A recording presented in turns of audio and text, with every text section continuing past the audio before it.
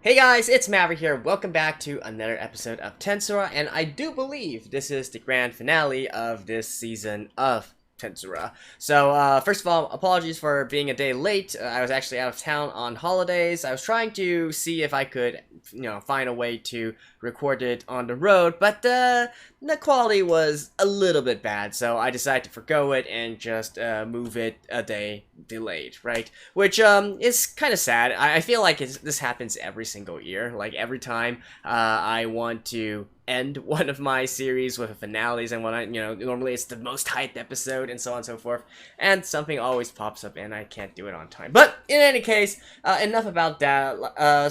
Since this is the final episode, I am expecting a pretty hype fight between Rimuru and Clayman.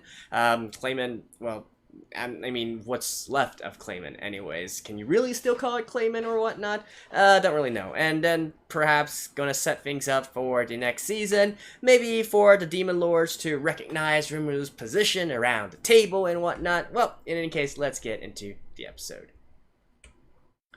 Alright, let's begin in 3, 2, 1, play.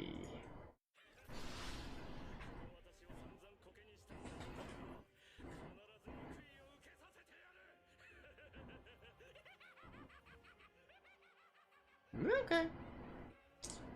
I'll give him props for the laughter. Apparently, everybody else finds it amusing as well.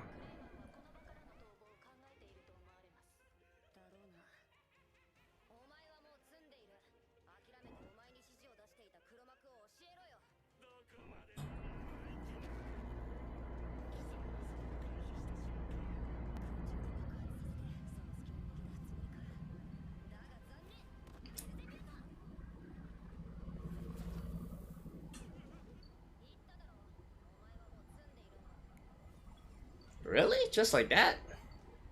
Oh, hold on a second. Open. Oh. Sorry about that.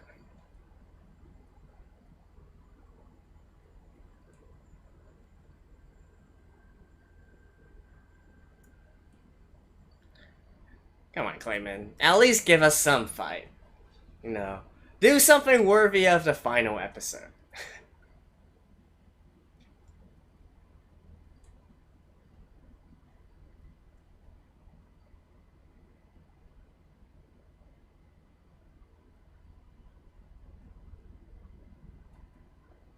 Yeesh.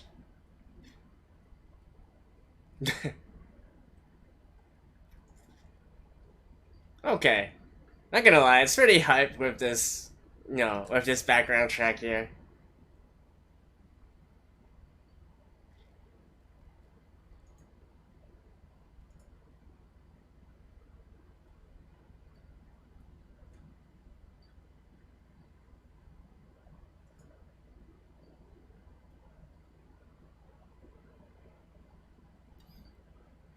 Oof. One more. 2 more. 3 more. Now he's just purposely doing this, right?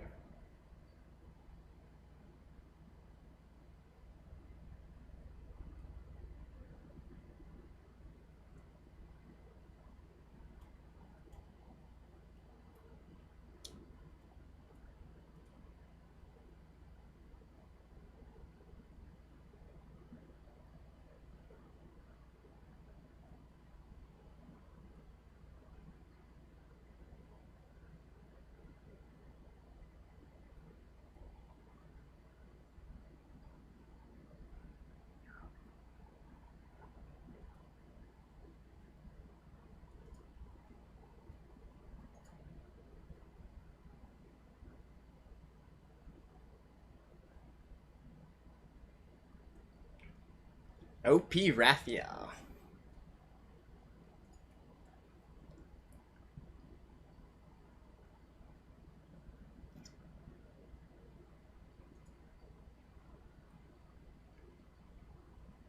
They're like, we've had enough of this. Just end it already.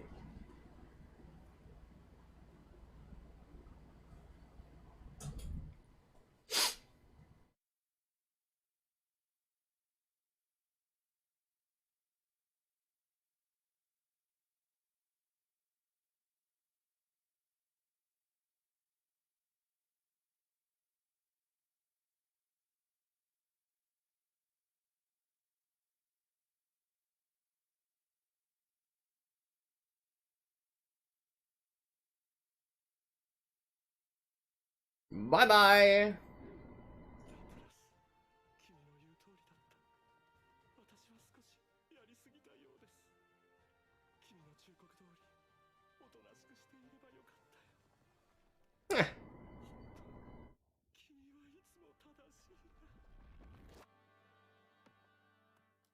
Okay, he lasted what?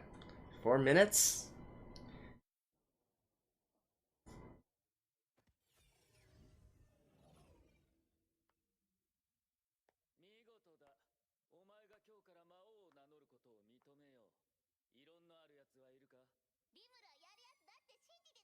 Are we really gonna spend the rest of the 20 minutes just talking?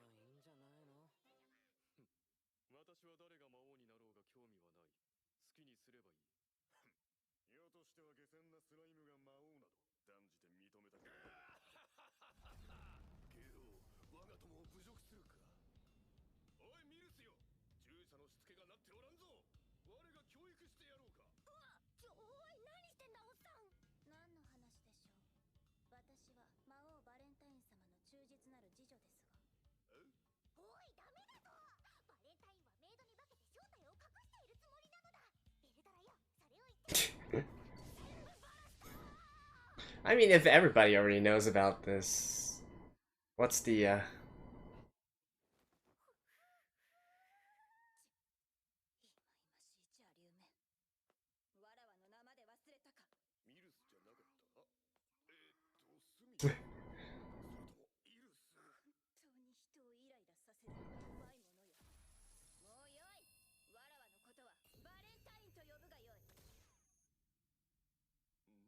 I mean, although I didn't really know who this girl was, I think they kind of hinted at it very much, right?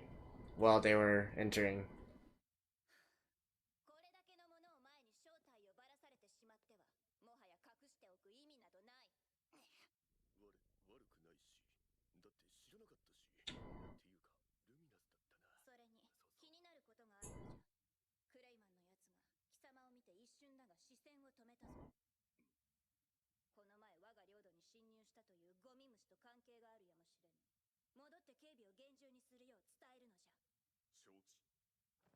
Why do I feel like I recognize this voice?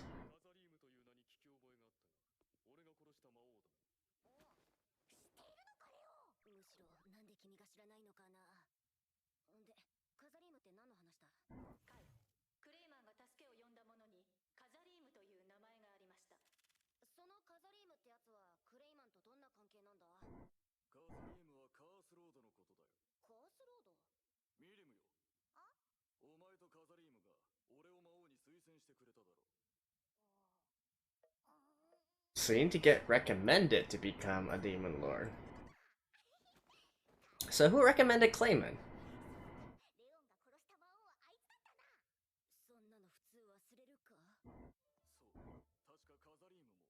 I mean, we know Kazalim did, but I guess there needs to be one more.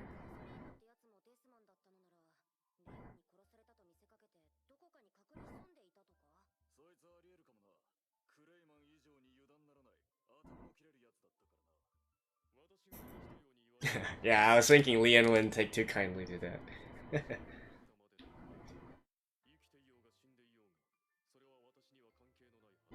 Yeah, we get it.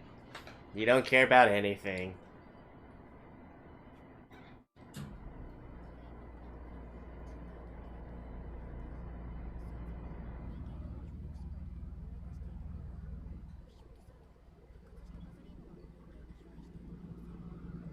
Quite close to the truth.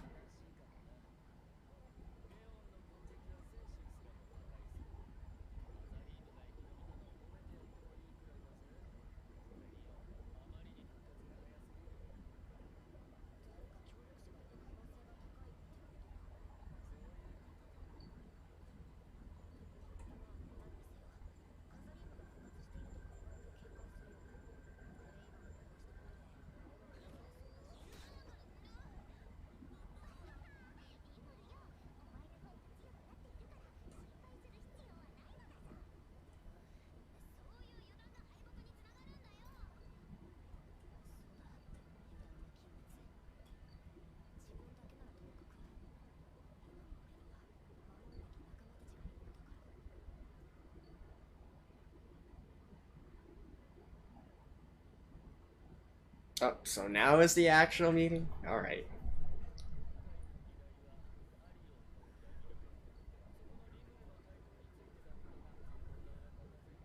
So what now? Tea time?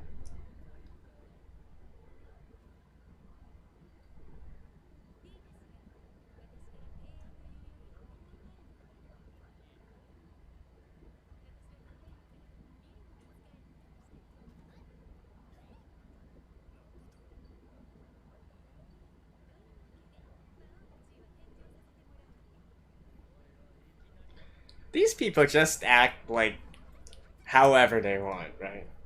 I guess in that respect, they are the most closest to a definition of a demon lord, eh?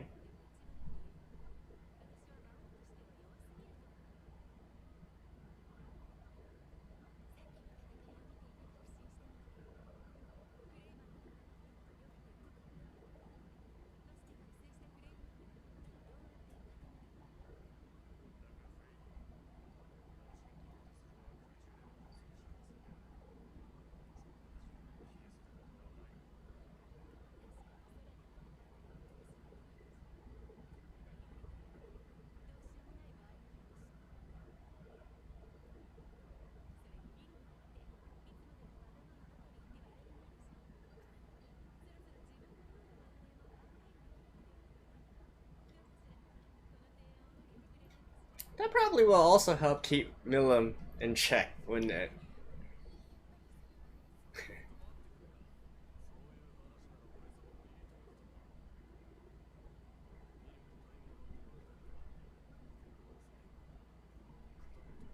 Okay. Like I said, they just do whatever they want to do.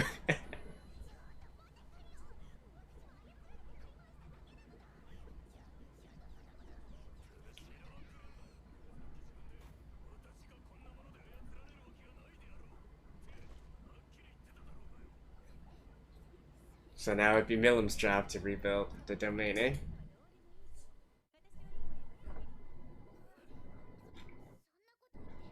Okay. I'm just waiting for Leon to say, do what you guys want to do. I don't care.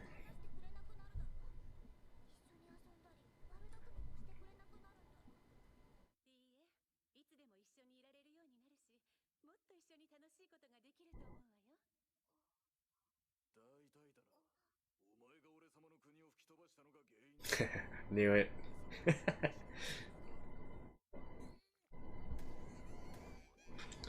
Come on, Milim, it's the least you can do.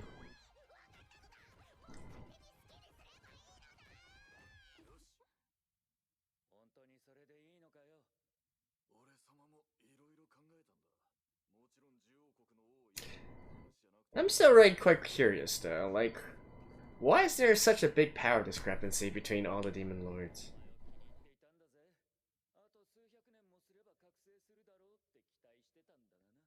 Awaken as in true demon lord? So I guess they are normal demon lords compared to true demon lords? So when Clayman was awakened there, does that mean that... Yeah, I think that pretty much meant he was a true demon lord at that point in time, right?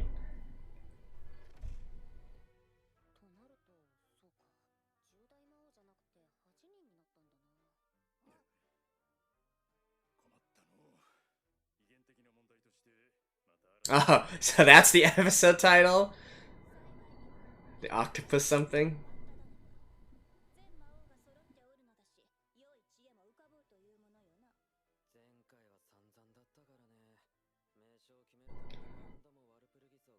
That's what you guys hold Warpurgis over?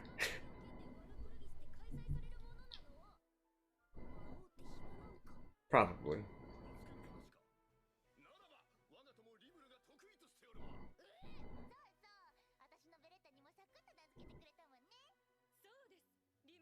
Speaking of which, is Veldora? Oh, okay, okay. I was like, why is he sitting at the table?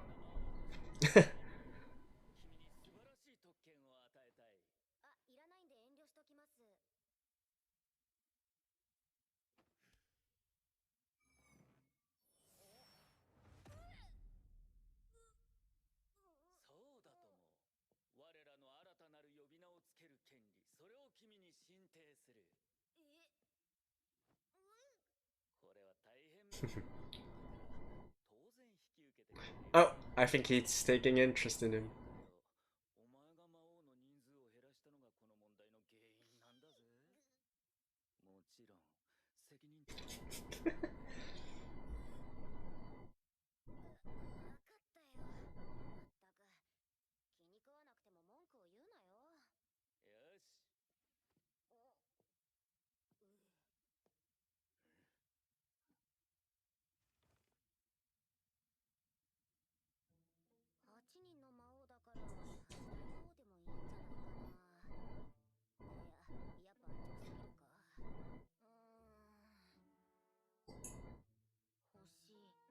Yeah, the 8 stars, right? Octastar or something? Oh, yeah, octagram.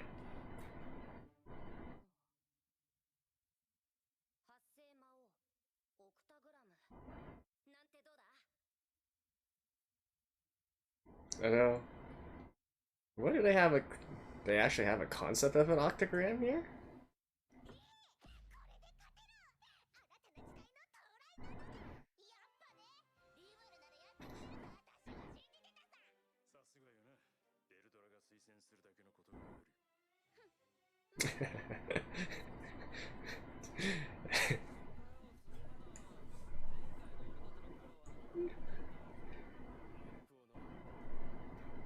Just like that, everybody's like... This probably earned him more brownie points than anything else that he did so far.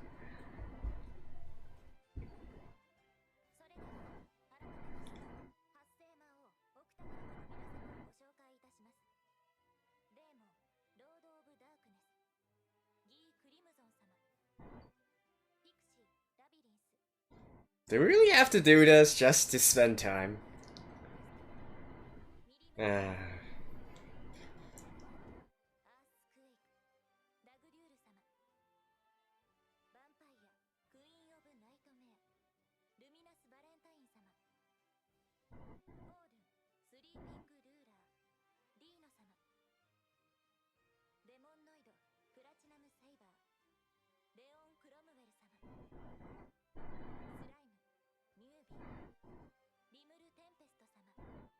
Newbie?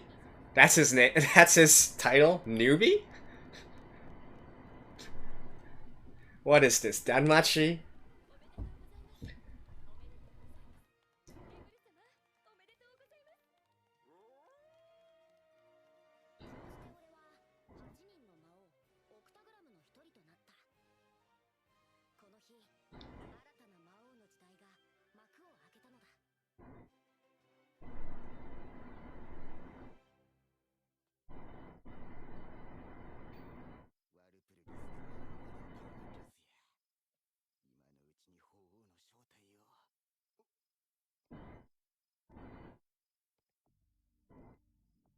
Oh, isn't that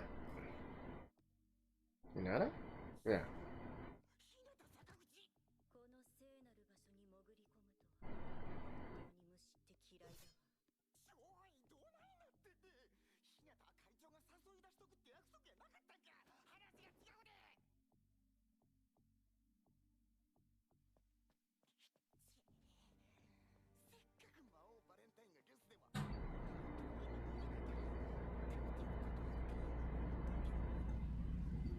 Oh.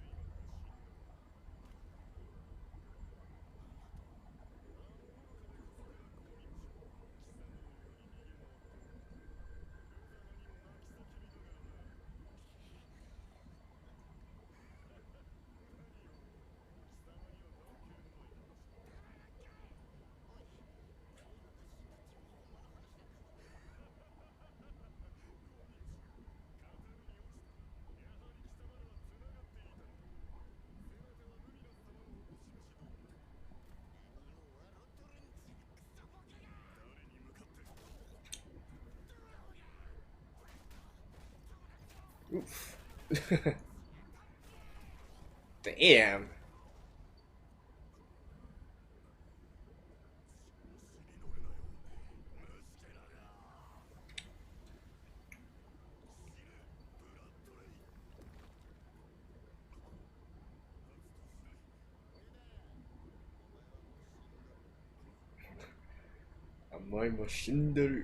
Damn.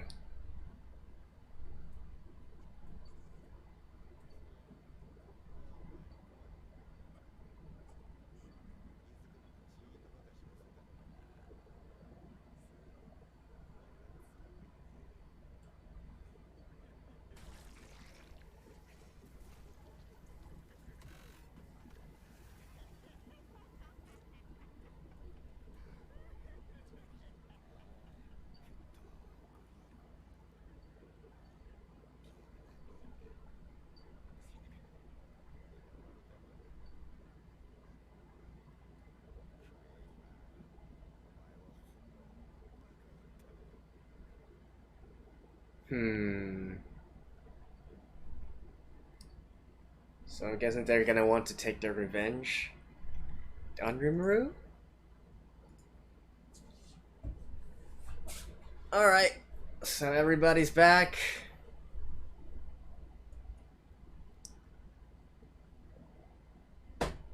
We have quite a lot. Oh. I guess they're doing fine.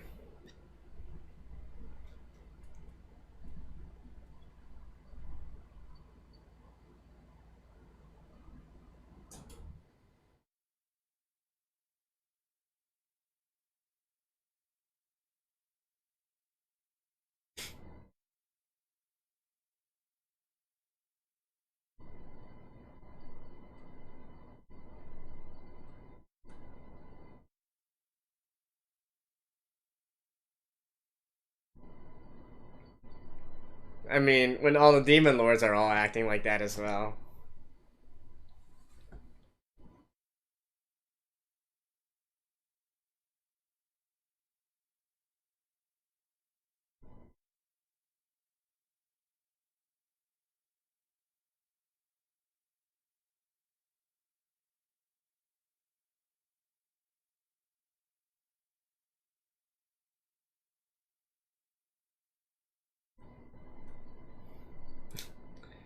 Yay, slime form. It's been a while.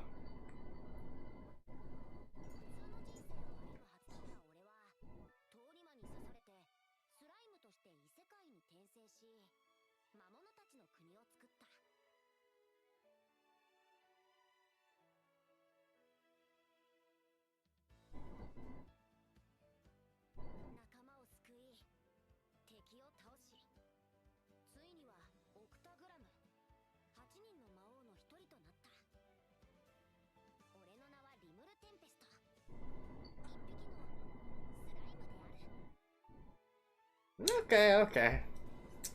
Good for you, Rimuru. To be continued. Alright guys, so that was the end of this season, and I have to say this arc ended pretty much the same way that the entire arc was sort of like, right? Really, it's kind of building up to something and then not really getting there at the very end. You know, I was seriously thinking that Clayman should have put up a better fight, but I guess it's, you know, at least we answer one question, right? Which is just how strong exactly Rimuru is. So we at least know he's much stronger than even a true demon lord like Clayman is. I mean, I think that's what's being implied, right? He awakened at the very end. That was part of what he wanted to do in the first place, become a true demon lord. So he's at least stronger than a base demon lord, and you know, stronger than Carrion, stronger than Frey, and so on and so forth. How exactly far up the power level? Well, still don't really know, because all the others, and not to mention, like, I kind of feel like the power level of the demon lords don't even matter anyways, because, you know, we got Ramirez, which, well, to be fair, I'm sure she has her own problems and whatnot. We had Clayman, like, there's this clear discrepancy in power level and whatnot, but until they kind of explain, like, how exactly they get to be like a demon lord or something of that sort. We don't really know. In any case, we got the 8 now. Rimuru's part of the team. Although once again, I do find it quite funny that that's his literal like title there, right? The newbie here, the rookie here. So I guess this is just some sort of newbie hazing that he needs to go through until he gets more years under his belt, eh? But then again, it worked out quite fine for, you know, another fellow fantasy light novel protagonist, right? I'm talking about Belle from Danmachi. But yeah, in any case, that was that. Oh, actually, the most interesting thing to me that came out of all that was definitely the Valentine reveal, right? So apparently she's named Luminous, the same as the god Luminous, and considering that we do see I do believe we do see the scenes where she's or you know, her subordinates, if you will, were also part of the church and whatnot. I'm assuming that when they're talking about the god Luminous, they're actually talking about her, or at least somewhat related to her, because once again, you know, how exactly does that work in terms of the mechanics of this world, right? I mentioned a few episodes earlier, in a lot of, you know, these kind of fantasy works, the whole deity system can be, you know, thought of an independent system that's very complex in of itself, right? The fact that you can use holy magic typically means that you call upon the grace of various deities or whatnot, or at least, you know, there's something that needs to generate these holy particles, holy mana, or whatever you want to deem it, right? So is Luminous like actually related to the god Luminous, or is she just maybe a relative of the god Luminous, and you know, we literally have like a you know, a god and a devil kind of situation here or something of sort? Don't really know, but you can definitely see that there's something related to all of that, right? Considering we do see that her subordinate, what was he called again, Ray or something of that sort, went back to the Empire, where Hinata was, or was that the Empire or the Holy Church, right? Whatever that nation is called, and that's why we had the entire Laplace scene at the very end there, which, by the way, was quite hype as well, right? You know, I think it has been implied before that those of the Market Harlequin Alliance are strong. I mean, Tyr and Footman has said as much, but to be that strong? Okay, that was certainly unexpected, right? And then once again, you kind of think to yourself, so what happened with Clayman, actually?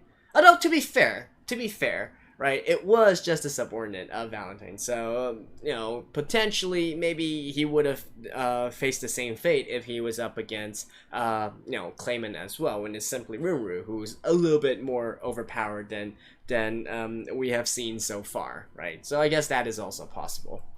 The rest, I mean, it's just the usual Tensura comedy and positivity at the very end here, right? So at the end of the day, you know, it's funny because I started out this season, or at least this part, talking about how, you know, Tensura, up to this point, I've watched like, what, 48 episodes, right? And then we also have the OVAs and whatnot. I've always said that Tensura to me really feels like a sort of like children's cartoon or children's anime. Not just because in how, you know, the good guys win and it's always a feel-good, positive at the very end. Like, sure, you get some bloodshed, and let's not forget that Rimuru actually, like, slaughtered tens of thousands of people in order to achieve his Demon Lord status, but still, you know, putting that all aside, the actual, you know, on-screen banter is very lighthearted. The way they resolve the situations and how everything ends is quite lighthearted and positive as well. Like Carrion, his kingdom is destroyed, but you know, now he actually gets the resources from Rimuru, and he's working under Milim now, so Milim also has to carry some responsibility and all that. And you know, it's just like all fun and games at the very end, right? And you know, Rimuru basically making that Grand Slam home run, doing everything he set out to accomplish at the meeting, except one thing, actually. Well, actually, no, he did accomplish that. I was thinking, you know, he wanted to get rid of Clayman, right, and then assert his position at the table, and also rescue mill him and whatnot. And hey, Veldemort revealed himself. He now knows more about the Demon Lord, knows more about the world, etc., etc. He's pretty much done all the goals he set out to do, with the one exception of maybe the confrontation or the little sit down or discussion, if you will, with Leon. But even then, Leon has already extended an invitation to Rimuru, right? Like, once I have time, feel free to come over to my domain and we can talk this over. So we have that to bank on for, whatever happens in the next season, or maybe in the next movie, the movie that's gonna be happening next. So yeah, so beyond that, I mean, even that, you can kind of argue that, hey, Rimuru at least made some progress there. So basically, he's gotten 100% of the objectives that he wants to do. So yeah, and that's basically it, right? Yeah, I don't really know what else to add here. I will say though that going back to my very first point here, I do feel like this arc has been a constant of raising our expectations to getting some really hype fights and whatnot, and then it not actually happening. But then again, I think the anime can only go so far as the source material. If in the source material it wasn't really that big of a fight in the first place, there's nothing that the anime can do, right?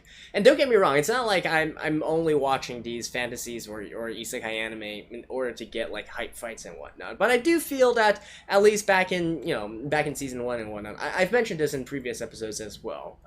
I feel like the pacing was really good in the sense that, well, I guess that can be argued, right? Certainly, I feel like a lot of manga readers and light novel readers complain that it skips up too much information. And honestly, I don't blame them. After reading through some of what was left out and whatnot, I do kind of feel like it would have been better to incorporate a lot of that information. But here in this particular season, right? I mentioned this before. It seems like we get like this huge info dump, where we got so much info and it's just basically explained to us, it's laid out to us, we don't really get anywhere else. And then we were, at least for me, I was thinking that after all of that we'd be getting some hype fights and whatnot, but that didn't really happen that much either, right? So I would have really enjoyed it a lot more if they could have spread this out a little bit better, right? But like I said, if this is how the source material is, you can't really say anything much about it.